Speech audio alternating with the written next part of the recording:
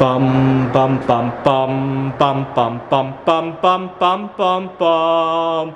The Peter Dislike Show. Bum bum bum bum bum bum bum. So this is my storage locker where I keep most of my art. Are you ready? Oops.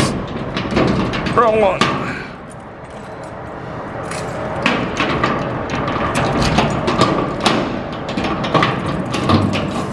Three, two, one. There it is. You know, I kind of wish storage units were wider, but shorter, right? Because there's only you can only stack stuff so high, right? Especially metals, right? Anyways, my proudest piece. I need to get some more boxes, but my proudest piece, like my signature product, is obviously the 4-inch Ganesh. I have about 60 of these on hand at the moment. The price point's a little tricky for most of my audience. I would make more, but right now my typical audience is looking to spend like in the mid 2-digit figures. So this is a little bit trickier.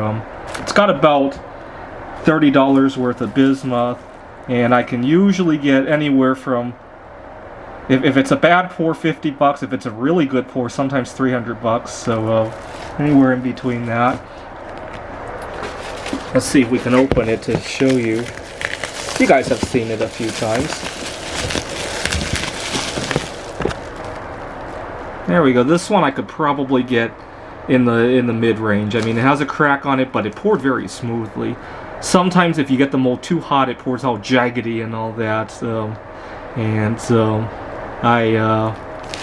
I'll still sell it. I hate to recycle stuff that I've already poured. Even if I can only get the metal price back, I'll still sell it so somebody can enjoy it. And this is something that I want to try again later this week when my bismuth arrives. Come on, get the focus right. Yeah, the lighting's not right. So this one, I'm not going to sell. I am planning to use this to propose to my future wife. You know, when I first poured it, I was hoping to use it for my wedding ceremony when this kind of new kind of marriage becomes legalized, right? I had planned to, but I don't think I'm going to marry like that anymore. I had some dramas in that kind of marriage. I talked about this in the last video, so I'm saving this up for when I propose to my future wife or future husband. That would work too, but the other kind of marriage, I have a love life like that, but I don't think I have a marriage like that. I had a lot of drama in that kind of relationship over the last year. I still love that person. It's just that marriage doesn't really work very well. So this will be some wedding jewelry. Here's a bunch of just loose crystals from doing that. And my favorite Buddha that poured in a graphite mold and getting it anodized at just the right color. There's a bunch of those down here. I hate to drag them out. Actually, let's drag them out. I want you guys to be able to see everything.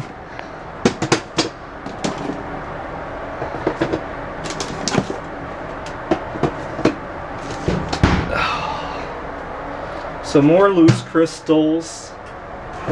Another geode.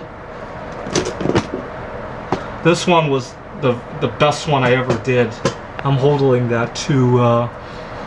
I got really lucky that time. I wasn't planning to make a geode. That was the first geode I ever made. I think the key is I had a brand new stainless steel pot. It didn't have any scratches or residue from bismuth in it, so it formed very perfectly. And I think it weighs about 3 pounds, I want to say. And I'm holding that one, unless I can get a good price for it. Alright, let's put all this back. These are just loose crystals that happen to go together very well.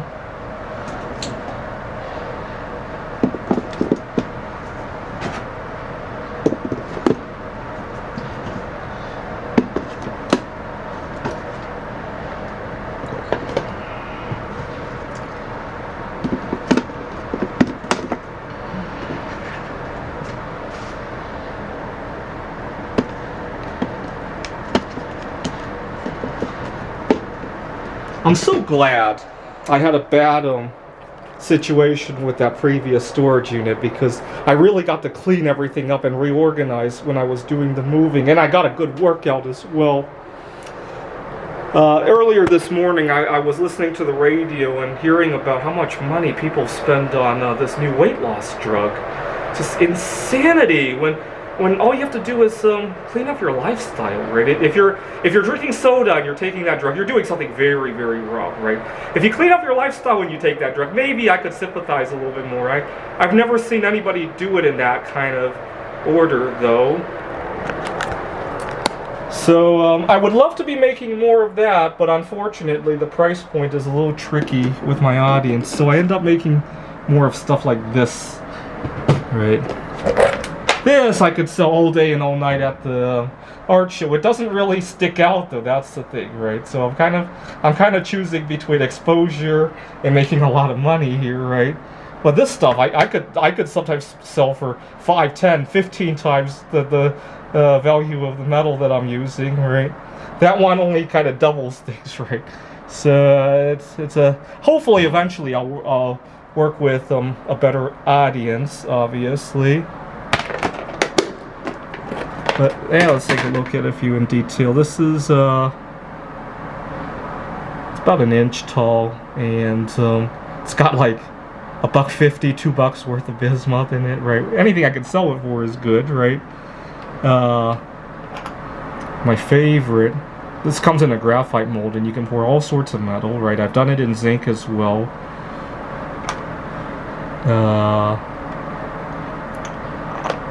Depending on the temperature of the pour, you can get it in all sorts of colors.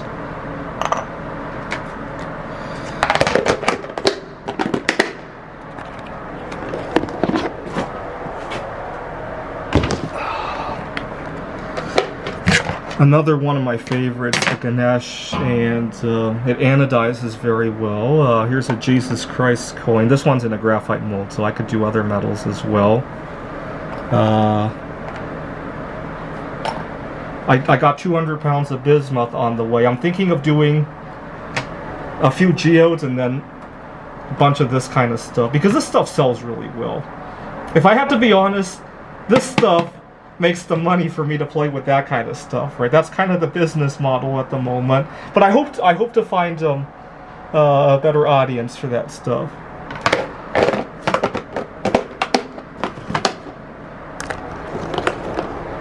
I'm so glad I cleaned out that other storage unit, because there was so much stuff I forgot. It was buried under all sorts of other stuff. You know, if I had it my way, see how tall this room is? It should be half as tall and then twice as wide, right? It'd be the same volume, but you just can't stack things too high. Each one of these boxes is like 50 pounds worth of Ganeshes. Probably more, actually. And similarly with there's even more over here. I hate to take this down now, but we can look through the plastic. Bunch of Buddhas, pyramids, Buddhas. This one I think is the pewter alloy. Here's a different kind of pewter. That's bismuth. Here's some more Jesus Christ coins. I think that one's zinc down there. This one I plan to hodl as well. It's made of tantalum. And I kind of made a tantalum bar, if you will, with the. I left a little space because there's one more property of tantalum that we don't know yet. So we got the atomic number, atomic mass, the density, the year it was discovered. Someday we'll probably know the half-life, the radioactive half-life of tantalum. It would be a very long time, right? On the order of 10 to the power of 20 or even more, right? And I hope to write that on here.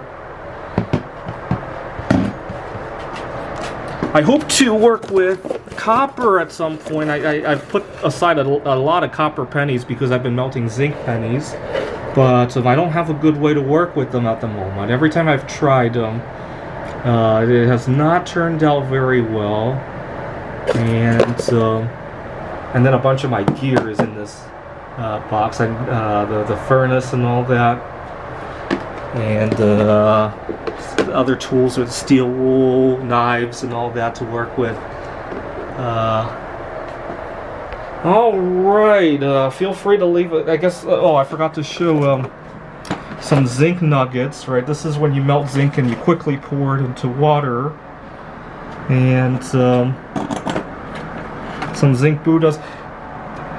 When I pour this out of bismuth, it's very fragile, right? That's why I can't really sell them individually like that. They would break as soon as they are put on the table. That's why they're in those frames, right? But the zinc ones are a lot more durable. In fact, I tested it one time, see if I could completely break it by throwing it over and over again on the concrete, and it did deform a little bit, but it still mostly kept up its shape. So that was pretty good. Zinc Buddhas. I think I have about 500 of these altogether. I went crazy with the zinc because I've been waiting a long time for my bismuth order. I ordered it directly from China, and I think it's arriving in 1 or 2 more days. So I'm really excited to get back to work on the bismuth. In the meantime, I have a lot of zinc to sell, and I can make a lot more money off of that. Again, I feel like I have to choose between, do I want to make money or do I want to like make a name for myself making stuff that is just otherworldly, right? So kind of a tough choice at the moment. I plan to do more tantalum as well, but again, the audience is going to be tricky. So there you have it. It's like a little Fort Knox, if you will, but of strategic metals, right? I wonder what would happen if the United States started trading all of its gold for strategic metals, right? So right now we got 261 million ounces of gold in Fort Knox. We could trade it for more than all the bismuth ever mined, right? Assuming that we do it quickly enough before the market adjusts, right? Tellurium as well. We could probably do indium, tantalum, definitely rhenium, right? I think that would be a good trade, right? After all, think about it. Why is gold valuable? Because of scarcity, right? People needed to buy oil, labor, among other things, right? If oil and labor stop being scarce, which, you know, machines will probably help make that happen, then gold would probably lose most of its value, and instead, metals that reduce the scarcity of stuff would actually increase in value. Right? I don't know why the U.S. decided to hold gold. It's kind of weird. We should diversify a little bit, right? This is the Peter Dislike Show. Bum bum bum bum bum bum bum bum bum bum bum bum. The Peter Dislike Show. Bum bum bum bum bum bum bum.